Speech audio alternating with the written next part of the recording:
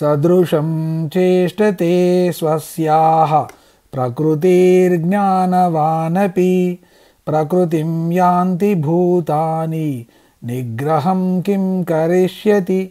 ఎవరి ఎంతటి చదువు చదివినా, ఎంతటి జ్ఞానం సంపాదించినా వాడు తన ప్రకృతి సహజమైన గుణములకు అనుగుణంగానే ప్రవర్తిస్తాడు. మానవులే కాదు, సకల ప్రాణులు కూడా ప్రకృతి నియమములను అనుసరించి ప్రవర్తిస్తున్నాయి. అటువంటప్పుడు మానవునికి సహజ గుణములను నిగ్రహించడం వలన, ప్రకృతి స్వభావాలను విరుద్ధంగా ప్రవర్తించడం వలన మానవుడు ఏమి చేయగలడు అని ఒక ప్రశ్న వేశాడు పరమాత్మ. ఈ శ్లోకంలో జ్ఞానవానపి అంటే మానవులు తమ తమ శక్తి సామర్థ్యాలను అనుసరించి, తెలివితేటలను అనుసరించి విద్యాభ్యాసం చేస్తారు, పెద్ద పెద్ద డిగ్రీలు పొందుతారు, గొప్ప గొప్ప విద్యావేత్తలు జ్ఞానులు అనిపించుకుంటారు. ఇక్కడ లౌకిక విద్యలు అంటే ధన సంపాదనకు పనికి వచ్చే విద్యలను అభ్యసించి వాటిలో నిష్ణాతులు అనిపించుకున్న వారే జ్ఞానులు అని అర్థము. ఎంతటి పండితుడైనా, ఎన్ని చదువులు చదివినా, ఎంత జ్ఞానం సంపాదించినా కర్మల విషయాలకు వచ్చేటప్పటికీ ప్రకృతి సహజంగానే ప్రవర్తిస్తూ ఉంటాడు. తన పూర్వజన్మ సంస్కారములను వదిలిపెట్టడు. బాగా చదువుకొని పెద్ద పెద్ద పదవులలో ఉన్నవారు స్త్రీలోలుగా ఉండటము, ఏమీ చదువుకోని వాడు కటిక పేదవాడు నీతిమంతుడుగా ఉండటము మనం చూస్తూనే ఉన్నాము. కాబట్టి అందరూ తమ తమ పూర్వజన్మ సంస్కారములను బట్టి, ప్రకృతి స్వభావములను బట్టి ప్రవర్తిస్తుంటారు. ఆ ప్రకృతి లక్షణాలను, స్వభావాలను నిగ్రహించడం అంటే అణిచిపెట్టడం ఎవరికీ సాధ్యం కాదు. ఆ కారణం చేత నీ ప్రకృతి సహజ లక్షణమైన క్షాత్రాన్ని అణిచిపెట్టడం నీకు సాధ్యం కాదు. దాని వలన నీకు అశాంతి తప్ప వేరేమీ మిగలదు. ఈ శ్లోకము మనస్తత్వ శాస్త్రమునకు సంబంధించినదిగా చెప్పుకోవచ్చు. ఈ ప్రకృతిలో ప్రతి జీవికి ఒక ప్రాథమికమైన తత్వం ఉంటుంది. అది సత్వ రజస్తమో గుణముల కలగలుపుగా అయి ఉంటుంది. ప్రతి జీవి దానికి లోబడి ప్రవర్తించాలి. అది ప్రకృతి ధర్మము. దానిని ఎవరూ మార్చలేరు. చాలామంది తమలో ఉన్న అసలు లక్షణాలను దాచిపెట్టి పైకి మాత్రము మంచివారుగా, నీతిమంతులుగా కృత్రిమంగా నటిస్తుంటారు.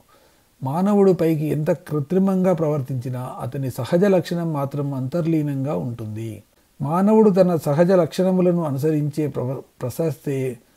ప్రవర్తిస్తే అతని జీవితం తృప్తిగా నడుస్తుంది. ఆ దిశగానే అతని పూర్వజన్మ సంస్కారాలు కూడా నడుస్తాయి. కానీ ఎవరైనా తన సహజ లక్షణాలకు విరుద్ధంగా ప్రవర్తిస్తే అతని జీవితంలో ఏదో వెలితి, ఆ వెలితి అతని అంతరంగంలో నిక్షిప్తమై ఉంటుంది. అప్పుడప్పుడు ఒంటరిగా ఉన్నప్పుడు నిర్వేదం రూపంలో బయటపడుతుంది. అది తీవ్రమైతే ఆత్మహత్యలకు కూడా దారితీస్తుంది. దీనిని ఇక్కడ అర్జునుడికి అన్వయిస్తున్నాడు కృష్ణుడు. అర్జునుడి స్వభావము రజోగుణముతో కూడినది. అంటే క్షాత్రము, యుద్ధము చేయడము, ధర్మాన్ని కాపాడడము, ప్రజలను కాపాడడము క్షత్రియుని ధర్మము. అర్జున, నీ ధర్మం నీవు చేస్తే నీ జీవితంలో పరిపూర్ణత లభిస్తుంది. దానిని వదిలిపెట్టి నీవు అన్నట్టుగా భిక్షాటన చేస్తాను, సన్యాసిని అవుతాను అంటే అది నీ ప్రకృతి సహజ లక్షణాలకు విరుద్ధము. నీలో ఉన్న క్షాత్రము నిన్ను ఆ పని చేయనివ్వదు. ఒకవేళ నీవు చేసినా నాకు అశాంతి తప్పదు. ప్రకృతి సిద్ధమైన లక్షణాలు ఇలా ఉంటే నేను నా ప్రకృతి లక్షణాలను నిగ్రహిస్తాను అంటే ఏమి ప్రయోజనము? దానివలన నీకు ఏమి లాభము? నీ క్షాత్రాన్ని గ్రహించి వేరే లక్షణాలు అవలంబించినందువలన నీకు అశాంతి తప్ప మరేమీ మిగలదు. కాబట్టి నీ ప్రకృతి సహజమైన లక్షణాలను అణిచిపెట్టడానికి ప్రయత్నించవద్దు అని బోధించాడు కృష్ణుడు. కానీ ఇక్కడ అందరికీ ఒక సందేహం వచ్చే అవకాశం ఉంది. అది ఏంటంటే, ప్రతి వ్యక్తి అతడు జ్ఞాని అయినా సరే, అజ్ఞాని అయినా సరే తన సహజ లక్షణాలను అనుసరించి, సత్వ రజస్తమో గుణములను అనుసరించి, పూర్వజన్మ వాసనలను అనుసరించి ప్రవర్తించవలసిందే కానీ వేరే మార్గం ఏమీ లేదు అంటున్నారు. మరి చెడు లక్షణములు ఉన్నవాడు బాగుపడే అవకాశమే లేదా? వాడు జన్మజన్మలకు అలా ఉండిపోవలసిందేనా అని అందరికీ సందేహం రావచ్చు. దానికి సమాధానమే రాబోయే శ్లోకము. ఇంద్రియస్యేంద్రియస్యార్థే రాగద్వేషౌ వ్యవస్థితౌ తయోర్నవశమాగచ్చేత్ తౌ హ్యస్య పరిపంథినౌ. ఇంద్రియములకు, వాటి విషయములకు అంటే శబ్దము, స్పర్శ, రూప, రస, గంధములకు సంబంధించి రాగద్వేషములు ఉంటాయి. అంటే ఇది నాకు ఇష్టము, ఇది ఇష్టము లేదు అని ఆ రాగద్వేషములకు లోబడితే బంధనములు తప్పవు. మానవుడు రాగద్వేషములకు లోను కాకూడదు. ఎందుకంటే రాగద్వేషములు మానవునికి శత్రువులు. పై శ్లోకంలో ప్రతి మానవుడు ప్రకృతి గుణములకు, స్వభావములకు, పూర్వజన్మ సంస్కారములకు లోబడి ప్రవర్తించాలి. అంతకు తప్ప మరొక మార్గము లేదు అని చెప్పాడు. అలా ప్రవర్తించేటప్పుడు మానవుడికి ఎన్నో ఆలోచనలు వస్తుంటాయి. మంచి ఆలోచనలు, చెడ్డ ఆలోచనలు కూడా వస్తాయి. అంటే రాగద్వేషములు, ఇష్ట అయిష్టాలు, ఇది కావాలి, అది వద్దు, వీడు నావాడు, వాడు పరాయివాడు అనే ద్వంద్వాలు అవి ప్రతివాడికి సహజము. కానీ అవి కార్యరూపం దాల్చకముందే వాటి మనసులో నుండి నెట్టివేయాలి. అంతేకాని ఈ ఆలోచనలను పెంచి పోషిస్తే అవి వికృత రూపం దాల్చి విపరీత పరిణామాలకు దారితీస్తాయి, బంధనములు కలగజేస్తాయి. అటువంటి ఆలోచనలను మనసులో నుండి మొగ్గలోనే తుంచివేస్తే మానవునికి శ్రేయస్సు కలుగుతుంది. ఇలా రాగద్వేషములను, ఇష్ట అయిష్టాలను తుంచివేయాలంటే జ్ఞానం కావాలి. అది మంచి గురువు నుండి మాత్రమే లభిస్తుంది. ఆయన వలన ఆత్మ విచారము, భక్తి, వైరాగ్యము, శాస్త్రములను అధ్యయనము, నిష్కామ కర్మ మొదలగునవి నేర్చుకోవాలి. లేకపోతే రాగద్వేషముల ప్రభావానికి లోబడి కర్మలు చేస్తాము, కష్టాల పాలవుతాము.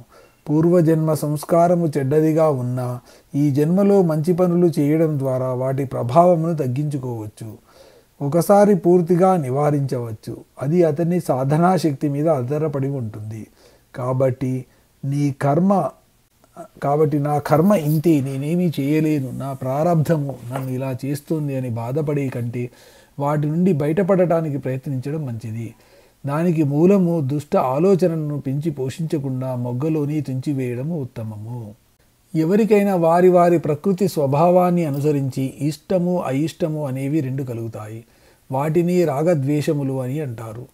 ఇవి ఇంద్రియములు, వాటి గుణములు అయిన శబ్ద, స్పర్శ, రూప, రస, గంధములు ప్రాపంచిక విషయములతో కూడి ప్రవర్తించే దాన్ని బట్టి కలుగుతాయి. కొంతమందికి మెలోడీ సంగీతము ఇష్టము, మరికొందరికి రణగొణ ధ్వనులతో కూడిన సంగీతము ఇష్టము.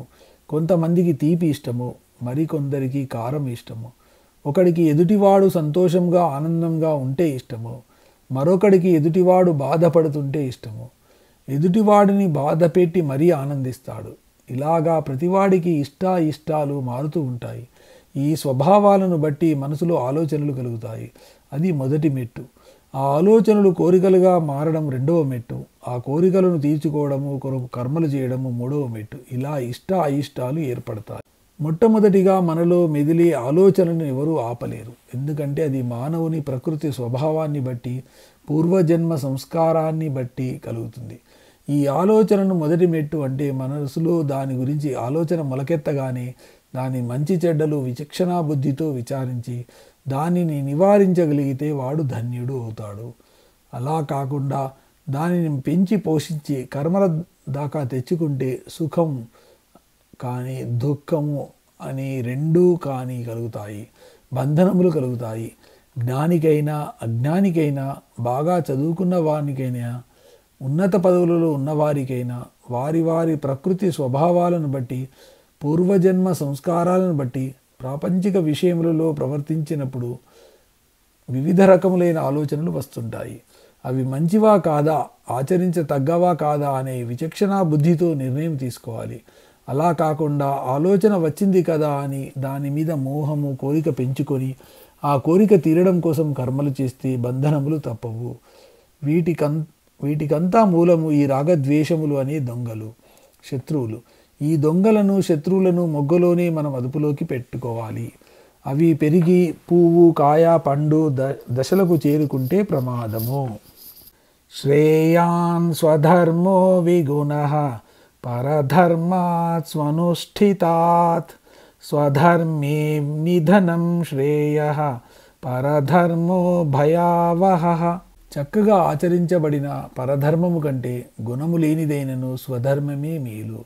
స్వధర్మ ఆచరణములో మరణించిన శ్రేయస్కరమే. ఎందుకంటే పరధర్మము చాలా భయంకరమైనది. ఈ శ్లోకంలో స్వధర్మము, పరధర్మం గురించి చెబుతున్నాడు. అర్జునుడి స్వధర్మము యుద్ధం చేయడము, పరధర్మము సన్యసించి భిక్షాటనలో జీవించడము. వీటి రెండింటి మధ్య తేడా చక్కగా వివరించాడు పరమాత్మ. ఓ అర్జున, ఇంత చక్కగా ఆచరించిన పరధర్మము ఆచరణీయము కాదు. ఎందుకంటే అది భయానకమైనది. ఆచరణకు అసాధ్యమైన స్వధర్మమును ఆచరించడమే మంచిది. ఎందుకంటే స్వధర్మము ఎల్లప్పుడూ శ్రేయస్సును కలిగిస్తుంది. కాబట్టి నీవు నీ పరధర్మము అయిన భిక్షాటన చేస్తూ సుఖపడే కంటే స్వధర్మము అయిన యుద్ధం చేస్తూ మరణించడమే నీకు శ్రేయస్సును వీర స్వర్గమును ఇస్తుంది, నీ కీర్తి ఇనుమడిస్తుంది. అర్జునుడు పరంగా చెప్పాలంటే అర్జునుడు క్షత్రియుడు. అతని స్వధర్మము యుద్ధము చేయడము, రాజ్యపాలన చేయడము, ప్రజలను రక్షించడము. పరధర్మము యుద్ధము నుండి పారిపోవడము, సన్యాసం స్వీకరించడము, భిక్షాటన చేయడము. ప్రస్తుతానికి యుద్ధము నుండి పారిపోవడము బాగా ఉంటుంది అనిపించినా తర్వాత అందరూ పిరికివాడని హేళన చేసి గెలిచేస్తుంటే అప్పుడు తెలుస్తుంది ఆ బాధ. అందుకే స్వధర్మ ఆచరణే మంచిదని కృష్ణుడి అభిప్రాయము. ఇందులో మరొక విషయం కూడా దాగి ఉన్నది. స్వధర్మము అంటే ఆత్మ సంబంధమైన ధర్మము. ప్రతి మానవుని స్వధర్మం ఏమిటంటే తనను గూర్చి తాను తెలుసుకోవడము, తాను ఎవరో, ఎక్కడి నుండి వచ్చాడో, తన కర్తవ్యం ఏమిటో తెలుసుకోవాలి, తాను ఆత్మస్వరూపుడు అని గ్రహించాలి. అది చాలా కష్టము. పరధర్మం ఏమిటంటే ఈ దేహమే ఆత్మ అనుకోవడము, ప్రపంచంలో తాను చూసినవి, విన్నవి, తాకినవి శాశ్వతము అనుకోవడము, వాటి కోసము మోహంలో పడటము, తుదకు దుఃఖం చెందడము. కాబట్టి కష్టమైన ఆత్మజ్ఞానం సంపాదించడమే ప్రతి మానవుని స్వధర్మము. ప్రాపంచిక విషయములలో మునిగి తేలడము, సంసారంలో పడి కొట్టుకుంటూ ఉండడము పరధర్మము. స్వధర్మము మీద విరక్తి, పరధర్మము మీద మోహము ఎందుకు కలుగుతూ ఉందంటే అది కేవలం మాయ. ప్రపంచంలో దొరికే వస్తువులన్నీ మనను మాయలో పడేస్తుంటాయి. ఆ మాయ నుండి బయటపడాలి. దానికి మార్గములే సత్సంగము, భగవతారాధన, మనోనిగ్రహము, ఇంద్రియ నిగ్రహము. ఈ మాదిరి ఆత్మచింతన కొనసాగిస్తూ ఉంటే మరణ సమయంలో కూడా ఇదే చింతనతో ఆ దేహమును వదిలి మరొక పుణ్యదేహమును పొందే అవకాశం ఉంటుంది. అలా కాకుండా ఎల్లప్పుడూ ప్రాపంచిక విషయములలో మునిగి తేలుతుంటే మరణ సమయంలో కూడా ఈ ప్రాపంచిక విషయములు వదలలేక వాటి గురించి ఆలోచిస్తూ ఆవేదన చెందుతూ మరొక జన్మలో కూడా ఆ చింతనలకు సంబంధించిన దేహమే వస్తుంది. కాబట్టి పరధర్మమైన ప్రాపంచిక విషయముల మీద మనసు నిలవకుండా స్వధర్మమైన ఆత్మచింతన మీద మనసు నిలుపమని పరమాత్మ బోధిస్తున్నాడు. ఈ విషయాన్ని మనం లౌక్యంగా ఆలోచిస్తే విద్యార్థుల స్వధర్మము స్కూలుకు, కాలేజీకి వెళ్ళి చదువుకోవడము, ఇది కొంచెం కష్టమైన పని. పరధర్మము స్కూలు, కాలేజ్ ఎగ్గొట్టి మ్యాటినీలకు పోవడము, అమ్మాయిలను ఏడిపించడము, లవ్ అఫేర్లు మునిగి తేలడం, ఇది చాలా సులభము, ఆనందం కలిగించే పని. కష్టమైన స్వధర్మము ఆచరిస్తే మంచి మార్కులతో పాస్ అవుతాడు, మంచి ఉద్యోగం వస్తుంది, సుఖంగా జీవిస్తాడు. తాత్కాలికంగా సులభంగా ఆనందం కలిగించే పరధర్మం పాటిస్తే ఫెయిల్ అవుతాడు, అవమానం భరించలేక ఆత్మహత్యకు పాల్పడతాడు. ఇలాగే ఉపాధ్యాయులు విద్యాలయాలకు వెళ్ళి పాఠాలు చెప్పడము, విద్యార్థులను వృద్ధిలోకి తేవడము ఉపాధ్యాయుల స్వధర్మము. ఇది కొంచెం కష్టమే. ముందు తాను చదివి మరునాడు విద్యార్థులకు చెప్పాలి. దీనివలన ఎంతోమంది విద్యావంతులు తయారవుతారు, పెద్ద పెద్ద పదవులు అలంకరిస్తారు, తమ గురువు గురించి గొప్పగా చెప్పుకుంటారు. కానీ ఉపాధ్యాయుడు పరధర్మం పాటిస్తే, అంటే ఉద్యోగాలకు వెళ్లకుండా జీతం మాత్రం తీసుకుంటూ ఇతర వ్యాపకాలతో మునిగి తేలడము, రాజకీయాల్లో పాల్గొనడము, లేక ధనం కోసం ఇతరులకు ఊడిగం చేయడము, ఇది ప్రస్తుతానికి సులభంగానే ఆనందంగానే ఉంటుంది. కానీ దాని వలన దీర్ఘకాలంలో ఎన్నో ఇబ్బందులు, ఉద్యోగం ఊడటము, సంఘంలో చెడ్డ పేరు, మానసిక అశాంతి కలుగుతుంది. అలాగే ఉద్యోగస్తులు కూడా తమ తమ కార్యాలయములకు సకాలంలో వెళ్ళి తమకు కేటాయించిన సమయం వరకు పనిచేయడము, అవినీతికి పాల్పడకుండా ఉండడము స్వధర్మము. అలా చేస్తే చక్కని జీతము, మంచి ప్రోత్సాహకాలు, ఉన్నతాధికారులతో ప్రశంసలు, పదోన్నతులు లభిస్తాయి. కానీ అలా కాకుండా ఆఫీసులో సంతకం పెట్టి ఇతర వ్యాపకాలతో మునిగి తేలుతూ చేయాల్సిన పని ఎగ్గొట్టి ఇతరత్రా కాలక్షేపం చేయడము, అవినీతికి పాల్పడటము, ఇది పరధర్మము.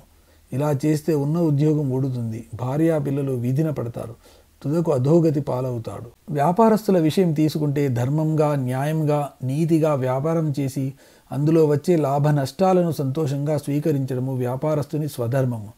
ఇది కొంచెం కష్టమైన, అమితమైన శ్రేయస్సును, మానసిక శాంతిని కలగజేస్తుంది. ఉదాహరణకు ఇన్ఫోసిస్ నారాయణమూర్తి అదే వ్యాపారాన్ని అధర్మంగా అవినీతికి పాల్పడి అక్రమాలు చేసి లాభాలు గడించడం పరధర్మము.